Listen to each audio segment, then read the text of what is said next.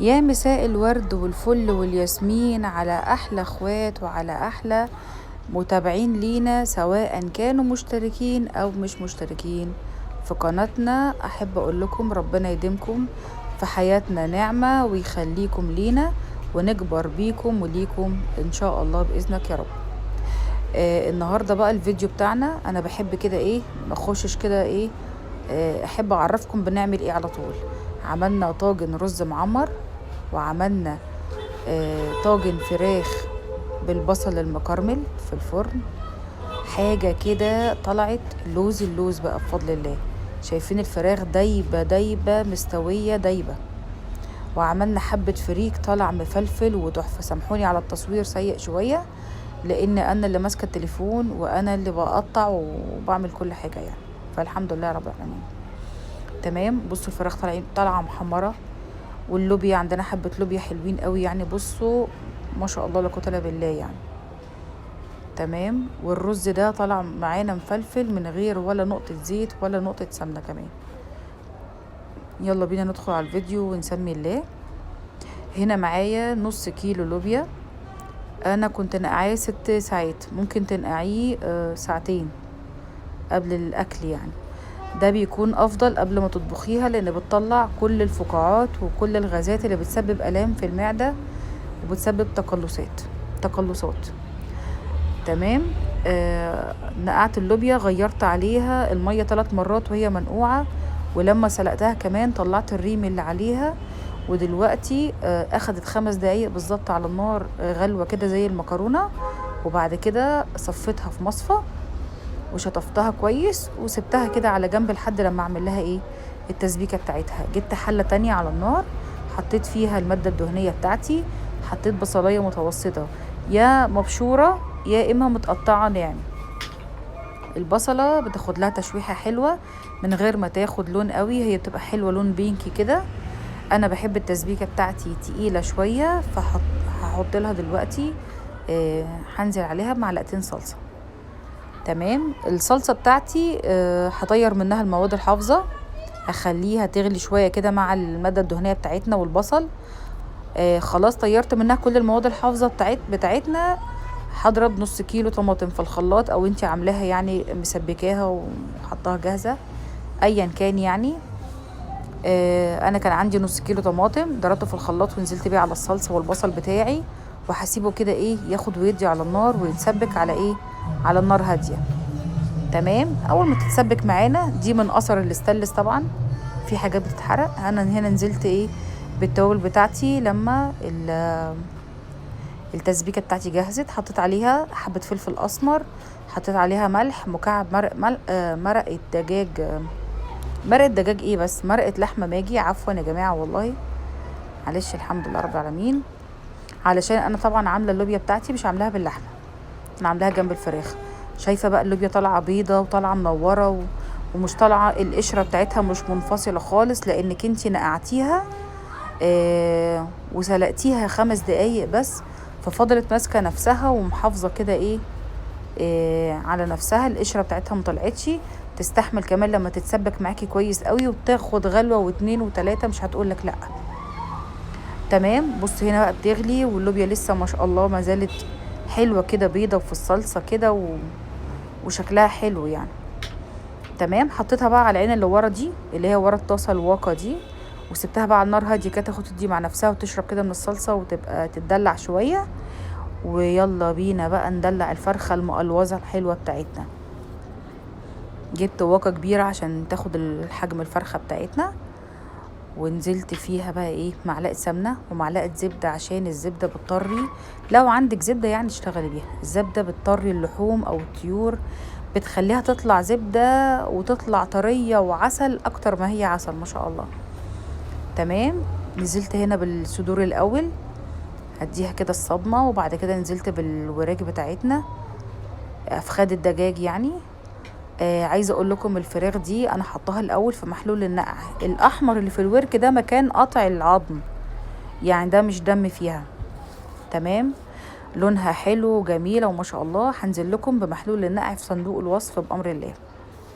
تمام. هنا كان عندي مستكه يوناني حطيتها، ورحت جايه حاطه عليها ايه، هنزل عليها دلوقتي بالفلفل الاسمر، هنزل عليها بنص معلقه ورق لوري مطحون.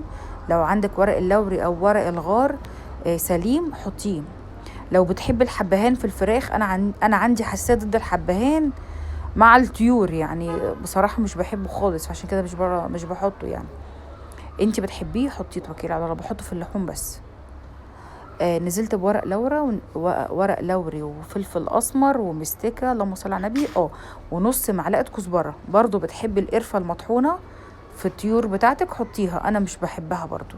فانا ايه، بدلت القرفه بالكزبره اللي هي بتاعت الملوخيه، عارفينها، من الكزبره الناشفه المطحونه. انا طبعا بقول للناس اللي هي ايه، اللي ما يعرفوش الكزبره الناشفه يعني، اللي خارج مصر. تمام.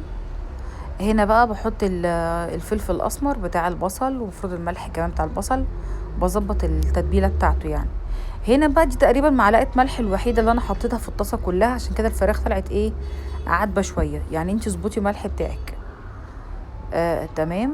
هتديها تقليبه. دي هنا ربع معلقه سبع بهارات على جوز الطيب.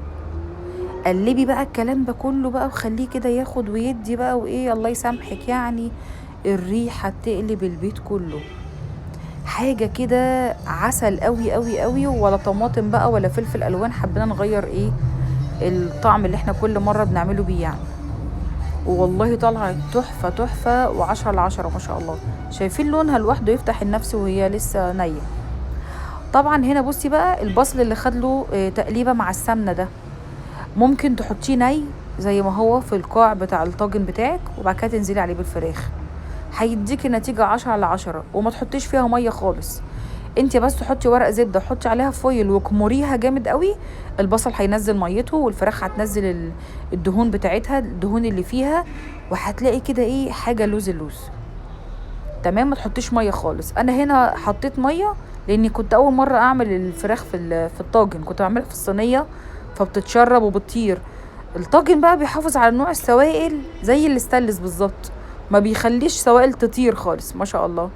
فضلت محتفظة بالمية بتاعتها لحد ما استوت واتحمرت وطلعتها، وما شاء الله لا قوة الا بالله، كانت جميلة جدا.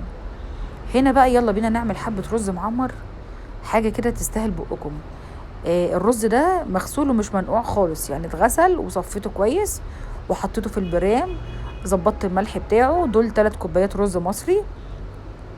قلبت الملح كويس قوي قوي، حطيت حوالي معلقه ونص ملح، او يعني اقل من معلقه ونص، معلقه وربع ملح. هنا بقى حطيت حوالي 2.25 كوباية ميه لبن، يعني 3 كوبايات. المفروض كيلو الرز بياخد كيلو الا ربع لبن والربع ميه. تمام، عشان يطلع معاكي حلو ومش دسم خالص، ما تقلقيش. هنا بقى حطيت له الميه بتاعته وظبطت العقد بتاعه. خلاص تمام. الرز بتاعنا ده اللي هحط فيه عسل، دول بقى معلقتين كريمه عليهم معلقتين زبادي. طبعا انا افتريت، قلت طب المعلقه اللي باقيه دي مين هياكلها، والعيال عندي ما بتحبش الزبادي الساده. قلت يلا ان شاء الله مع حد احوش، رحت جايه حطاها كلها. قام الوش طلع ما شاء الله سميك كده، طلع تقيل. كان عايز ما شاء الله برام بقى من اللي بياخد 2 كيلو رز ده، وده برام غلبان اخد بس يعني حوالي 3 كوبايات رز يعني، مش حاجه. انت بقى يعني شايفه الكميه البوله دي كلها، حطي 3 4 معالق ووقفي على كده خلاص. تمام. محدش بيتعلم بس المفروض كده يا رشا خلاص كفايه كده حلو. لا، قلت لا يلا. في ساعات الكرم بيبقى بزياده بيبوظ الدنيا، بس هو طلع والله العظيم، طلع طعمه تحفه وجميل، والتاكل اتنسف يعني. انا بكلمكم دلوقتي وهو كان اتاكل خلاص الحمد لله.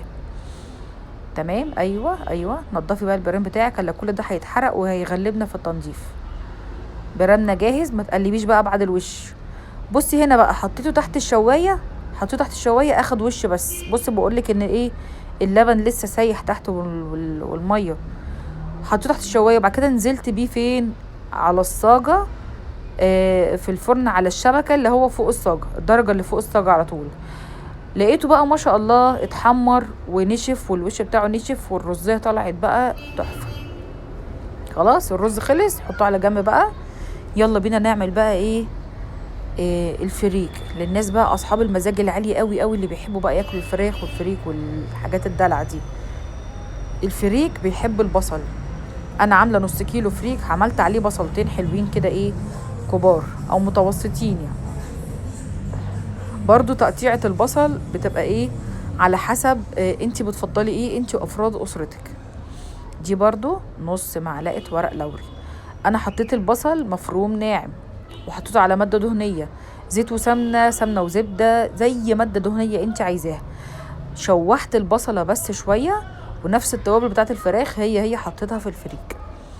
هنا برضو ايه حطيت حبة مستكة، فصين 3 مستكة، ربع معلقة جوز الطيب ببهارات لحمة، حطيت فلفل اسمر، حطيت ورق لوري مطحون. تمام. هنا بقى لقيت البصله بتاعتي اتشربت، رحت جايه منزله على حبه زيت كده حلوين، ودي بقى وشوحي. طبعا البصله غمقت من التوابل بس الريحه خطيره. برضو بتفضلي القرفه حطيها، مش بتفضلي القرفه يستحسن تشيليها. ومكعب مرقه الدجاج دي مكعب مرقه لحمه ماجي مش مرقه دجاج، بتخلي طعم الفريك في حته تانية خالص. برضو مش بتحبيها استغني عنها خالص، براحتك خالص. الفريك بتاعنا بقى انا غسلاه، ده كان فريك الضحى. جبته وغسلته ونقعته نص ساعة بس، وما شاء الله لا قوة الا بالله ما اخدش. هو اخد حوالي برضو نص ساعة على النار لحد لما تفلفل وبقى تحفة، احسن من الفرن كمان، طالع متفلفل زي الرز وطعمه جميل. هنا بقى بتقعدي تشوحي كده ايه مع الفريك شوية، الفريك مع البصل مع التوابل بتخليه كده ايه يسخن حبة في الطاسة اللي معاكي، ويتشوح كده تشويحة حلوة زي الرز، يطلع معاكي مفلفل وكل حباية كده بحبايتها وطلع كده جميل. هنقول لكم بقى كل التفاصيل لو انتي هتحشيه، يعني دي اول مرة اعمل معاكم فريك هنا على القناة. تمام. كل مرة بقى بعمله بصراحة ما كنتش بحط فيه صلصة. المرة اللي قبل دي جربتها وحطيت فيها معلقتين صلصة، خلى لونه حلو وخلى طعمه كمان حلو جدا، فرق في اللون يعني بصراحة، خلى لونه حلو جدا بصراحة ما شاء الله. المرة اللي فاتت بقى برضو حطيت فيه ايه حوالي فص توم مهروس، برضو مع التشويحة اداله نكهة تانية خالص. يعني اللي انا عاملاه ده بطعم، واللي فيه فص توم ده بطعم تاني وريحة تانية، وبرضو الاتنين اقسم برب العزة يعني تحفة. بصي بقى اللون عامل ازاي، عمل بقى شبه الرز بتاع الافراح كده، اللي هو اللي بقى معمول بالقرفه، اللي انا مش بحب الرز القرفه يعني، استغفر الله العظيم، هي كلها نعمه من ربنا يعني، بس انا مش بحب نوع تابل القرفه في الاكل.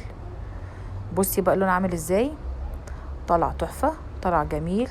على فكره زي ما هو كده تقدري تحطي الفراخ اللي احنا حمرناها عليه وتحطيها في الطاجن، تحطي الفراخ عليها وترميهم في الفرن الاتنين على بعض ونص ساعه ويطلعوا لك الاتنين زي الفل. الفريك بتاعنا بقى لو دول 3 كوبايات او 4 كوبايات فريك، هتحط لهم كوبايتين بس ميه لو انت هتحشيهم في بط او في فراخ او في حمام. اول ما يستوي يبقى زي المعجن كده دلوقتي، لسه ما تشربش قوي. هو لو حطيتي له كوبايتين يبقى زي دلوقتي كده، تاخديه في المرحله اللي انا وريته لكم ده دلوقتي لو هتحشي بيه بط او فراخ او حمام، وطبعا هيدخل يكمل تسويته. لو انت بقى مش هتحشيه زي حالاتي كده، مفيش وقت يعني بقى، ولا ما عندكيش صبر، ولا يعني ما بتحبيش تخاطري يعني بالحاجه بتاعتك. شايفين الحته اللي اتلسعت دي، بنتي بتقول لي يا ماما الفريك اتحرق، قلت لها دي احلى حاجه الحته اللي اتلسعت دي، طلع لك طعم روعه. هنا بقول لكم بصوا بقى طالعه الفراخ طالعه بتشكشك ازاي، دي كوبايه الميه، وكمان ما شاء الله الفراخ بصي عامله ازاي، الفراخ كمان نزلت الدهون بتاعتها ونزلت الميه بتاعتها، فبقى يعني مش قادره اقول لك الصوص ده تقيل قد ايه. تمام. هنا بقى بصوا بقى يا جماعه، بسم الله ما شاء الله، الفريك طالع لونه حلو. انا عامل لونه شبه الرز الصياديه شويه، مش فاهمه ايه اللي حصل في الفيديو، سامحوني. برنامج المونتاج بيعاكسني معلش. طالع زي الرز بتاع الافراح يعني، مهم ان هو كله خير من ربنا عز وجل. حلو كده جميل ما شاء الله. شايفين؟ هاتي بقى الفراخ بتاعتنا، رصي بقى يلا وجوعينا يا ستي، يلا بينا. شايفه الجمال؟ الصوص ده بقى ما تستعملوش لان هو عباره عن ما شاء الله، دي مش ميه، دي سمنه بس، دهون بس، تقدري تصفي البصل اللي اتكرمل ده وتحطيه على الفراخ، تغمسي بيه، تصفيه في مصفى حاجه كده. بصي شايفه جمال الفراخ عامله ازاي، حاجه كده ما شاء الله لا قوه الا بالله. تقدري تغيري الوصفه دي خالص، اعملي الفراخ دي واعملي جنبها الرز الابيض بس، واعملي بقى محاشي، اعملي اللي انت عايزاه كده يعني. بصوا الرز عامل ازاي، هو هنا عشان مقرباها قوي من الكاميرا فمش باينه. بصي هنا الرزايه من بعيد اهو، الوش تقدري تنشفيه اكتر من كده ما تبانش منك طبقه الكريمه خالص. شايفه الفراخ عامله ازاي، دايبه دوب، دايبه خالص. الطريقه دي تقدري تعملي، سامحوني طبعا الكاميرا عماله تتهز معلش. تمام. بكده تكون الوصفه بتاعتنا خلصت النهارده. يا رب يا رب تكون وصفتنا عجبتكم النهارده، ونكون كنا كده ضيوف خفاف عليكم. اشوفكم ان شاء الله بامر الله في فيديو جديد، واستودعكم الله، والسلام عليكم.